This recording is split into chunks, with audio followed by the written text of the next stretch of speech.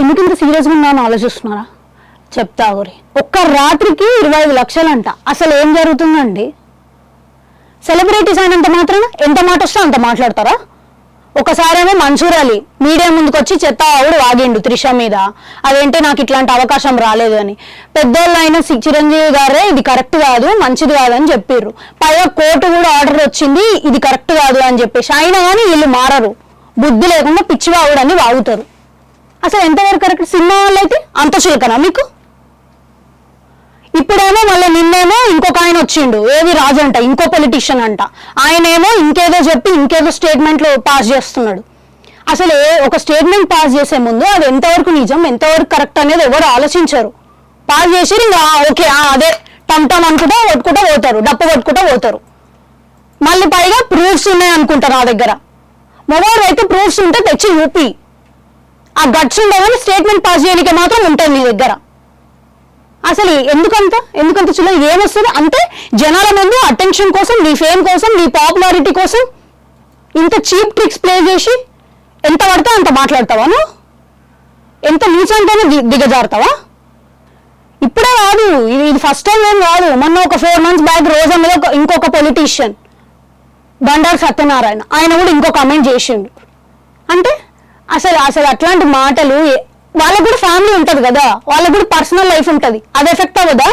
ఎంత నీచంగానైనా మాట్లాడతారా? వాళ్ళు కూడా మనుషులే కదా. సినిమా వాళ్ళైతే అంత చులకలు ఎందుకు? అసలు ఈ రోజు ఇప్పటికీ మనకి ఎన్ని టెన్షన్స్ ఉన్నా, ఎన్ని ప్రెషర్స్ ఉన్నా కానీ మనం ఇప్పుడు పొద్దుగాల పోయి టీవీ ఆన్ చేసి ఏదైనా న్యూస్ చూద్దామన్నా, ఏదైనా ఎంటర్టైన్మెంట్ ప్రోగ్రామ్ చూద్దామన్నా కానీ 24 గంటలు వాళ్ళు మనల్ని ఎంటర్టైన్ చేస్తున్నారు. ఏ ప్లాట్ఫామ్ మీద పోయినా కానీ వాళ్ళు మనల్ని ఎంటర్టైన్మెంట్ చేస్తున్నారు. జనాలు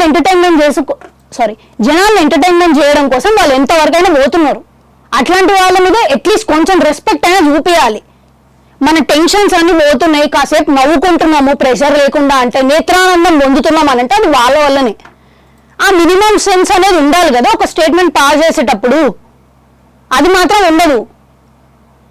అది కూడా ఆడోళ్ళని అంటే సినిమా వాళ్ళు అయితే, ఆడోళ్ళు అయితే, పబ్లిక్ ఫిగర్స్ అయితే అంత చులకం చేసి మాట్లాడాలా? అసలు ఏమొస్తుందండి నాకు తెలియదు. అసలు మీరెవరు మాట్లాడడానికి? మీరెవరు వాళ్ళ క్యారెక్టర్ని జడ్జ్ చేయడానికి? మీరేమన్నా తెచ్చిపెడుతున్నారా వాళ్ళకి? మీకేం రైట్స్ ఉంది?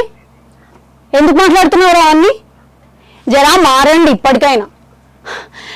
అంటనే ఉంటాం కానీ మళ్ళీ 2 రోజులకి 3 రోజులకి ఇంకోటి వస్తుంది, ఇంకో న్యూస్ వస్తుంది. అది నిజం అనుకొని జనాలు కూడా టమ్ టమ్ కొట్టుకుంటూ పోతారు. ఇంకంతే. మీరు మాత్రం మారరు. మీకు కూడా ఒక ఫ్యామిలీ ఉంటుంది, మీకు కూడా ఒక పర్సనల్ లైఫ్ ఉంటుంది. ఇట్లాంటి స్టేట్మెంట్స్ పాస్ చేసే ముందు కొంచెమైనా ఆలోచించి పాస్ చేయండి. ఇంగ్లీష్లో ఒక కోట్ ఉంది, karma is a bitch, it will hit you even more harder అని. అది మీకే తగులుతుంది, చూసుకోండి మరి.